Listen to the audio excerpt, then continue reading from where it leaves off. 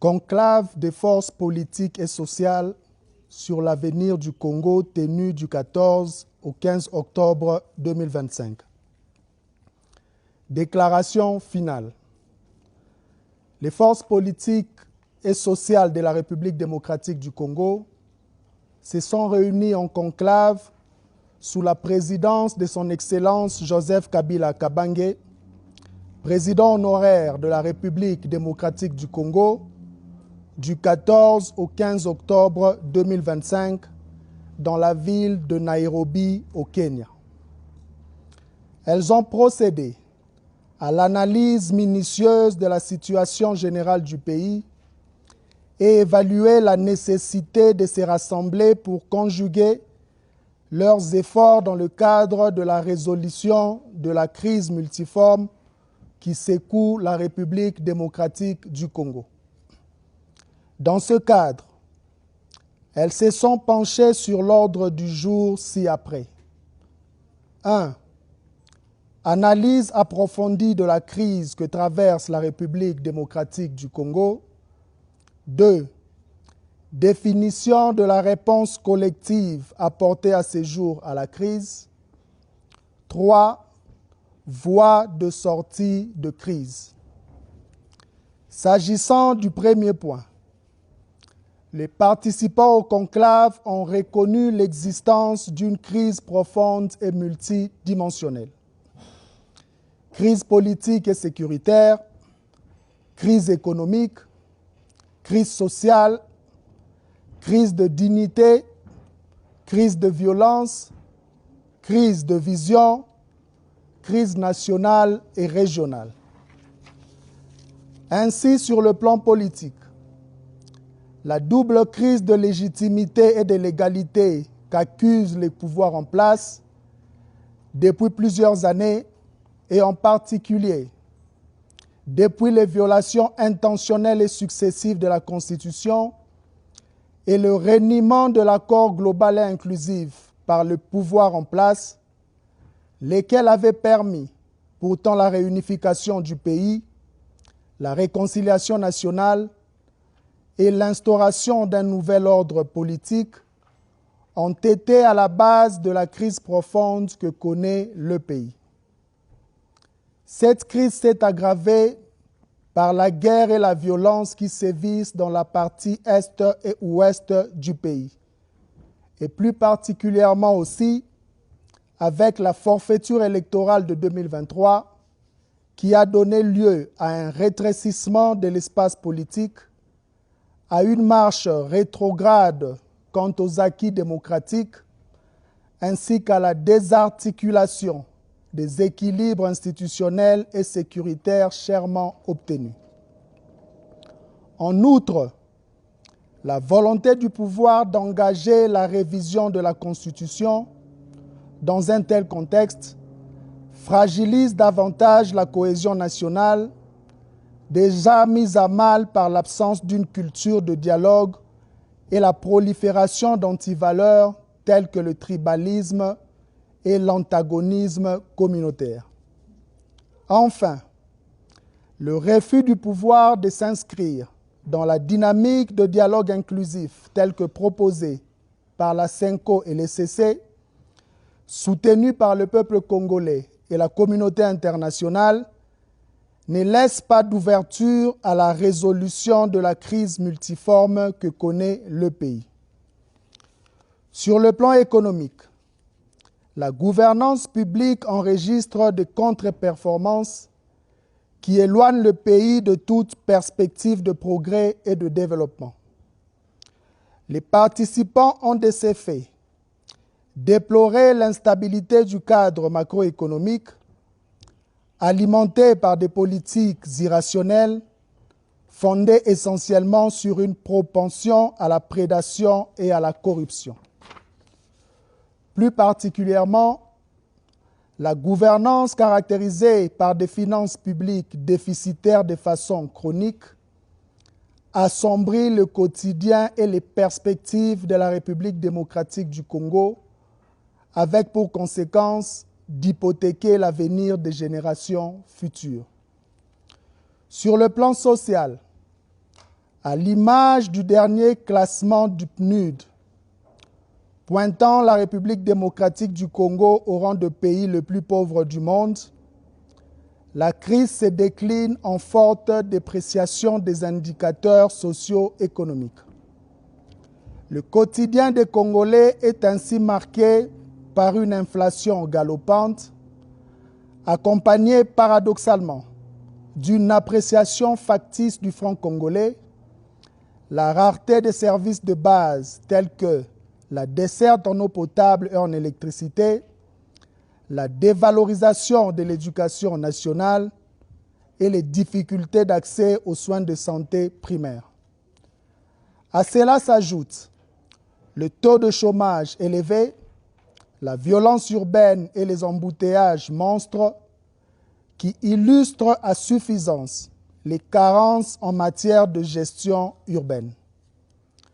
En définitive, les participants notent la détérioration de la situation générale du pays et l'incapacité de M. Félix Tshisekedi Tshilombo, nonobstant sa mainmise sur les leviers du pouvoir, à piloter une quelconque politique publique susceptible de répondre aux besoins pressants de notre population, au point que, dans l'imaginaire collectif, seule son incompétence et son irresponsabilité pourraient expliquer de manière singulière toutes les difficultés que traverse notre pays depuis son avènement en janvier 2019. S'agissant du deuxième point, les participants ont évalué les réponses collectives, réalisé leurs faiblesses et inadéquations avec la gravité de la situation que traverse le pays. S'agissant du troisième point, fort du diagnostic posé avec rigueur, les forces politiques et sociales réunies en conclave sur l'avenir du Congo, 1. Constatent avec gravité la détérioration continue de la situation sécuritaire dans l'Est du pays et ce, en dépit de la tenue des négociations directes à Doha au Qatar entre le gouvernement congolais et le mouvement AFC/M23, lesquelles négociations ont conduit à la signature, le 27 juillet dernier, de la déclaration de principe assortie de plusieurs engagements dont la cessation des hostilités entre parties au conflit, ainsi que le mécanisme de surveillance et de vérification du cessez-le-feu en République démocratique du Congo, signé le 14 octobre 2025. 2. Dénonce avec fermeté la dégradation de la situation sécuritaire dans les provinces de l'Ituri et du Nord Kivu, sous administration militaire dans le cadre de l'état de siège. 3. Expriment leur solidarité et réaffirment leur proximité patriotique à l'endroit de tous les compatriotes victimes de violences de tous ordres dans la partie est de notre pays, dans le Kwango, dans le Kwilu, dans le Mai-Ndombe, ainsi que dans les centres urbains de Kinshasa et du Haut-Katanga. 4. Réitèrent leurs préoccupations quant au contexte politique du pays, marqué notamment par la réinstauration de la dictature, par l'union sacrée convertie en parti unique, le rétrécissement de l'espace démocratique, l'instrumentalisation à outrance de la justice à des fins de règlement des comptes politiques, la confiscation de moyens de l'État à des fins de propagande et de pérennisation d'un pouvoir illégitime, fondamentalement dressé contre le peuple. 5. Affirme que le règlement définitif de la crise politique, délibérément créé et entretenu par Tshisekedi Tshilombo, passe nécessairement par la tenue d'un dialogue inclusif, sincère, sans sujet tabou et dont les conclusions sont imposables à tous. Elle récuse donc, de la manière la plus formelle, le monologue projeté par M. Tshisekedi Tshilombo et réaffirme en conséquence leur soutien au pacte social pour la paix et le bien vivre ensemble en République démocratique du Congo, initié par la mission conjointe ECC-5O. 6. Dénonce la détention arbitraire des leaders politiques et sociaux, des membres de forces de sécurité et de défense, ainsi que tous les jugements iniques prononcés par les cours et tribunaux à l'encontre des leaders de l'opposition et des voix critiques au régime de Kinshasa. 7.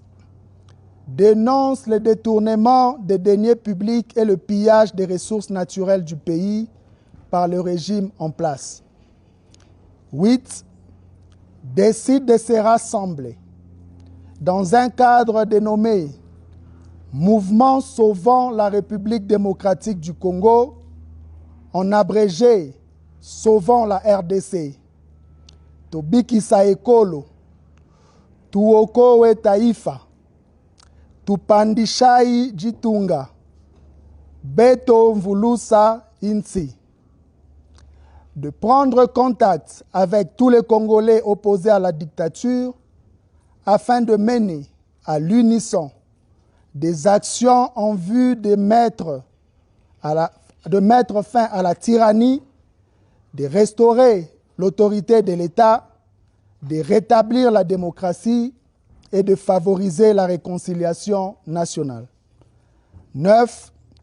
Décide d'engager une grande offensive diplomatique afin d'éclairer les pays frères d'Afrique ainsi que les partenaires extérieurs sur la crise qui déchire notre pays, ses causes profondes et les voies pour y mettre fin de manière efficace et durable. 10. Décide de s'approprier les 12 priorités visant à restaurer le Congo proposées par son Excellence Joseph Kabila Kabange à l'occasion de son adresse à la nation du 23 mai 2025 et en particulier celle relative à la mise à terme de la dictature. 11. Lance un appel à toutes les forces politiques et sociales qui partagent la feuille de route et l'agenda ainsi défini à se joindre à la présente plateforme en vue de poursuivre ensemble la lutte contre la dictature et la promotion du mieux-être de population congolaise. 12. Exige le retrait de toutes les troupes étrangères et des mercenaires du territoire national. 13. Adopte les résolutions du conclave des forces politiques et sociales et s'engage à les mettre en œuvre avec diligence et efficacité. 14. Invite le vaillant, brave et résilient peuple congolais, dans toute sa diversité, à dresser le front et à résister à la dictature. De chaque coin, recoin du Congo, unissons-nous et posons chaque jour des actions pour sauver la République démocratique du Congo. Chaque geste compte et comptera pour la victoire et pour la dignité. Fait à Nairobi,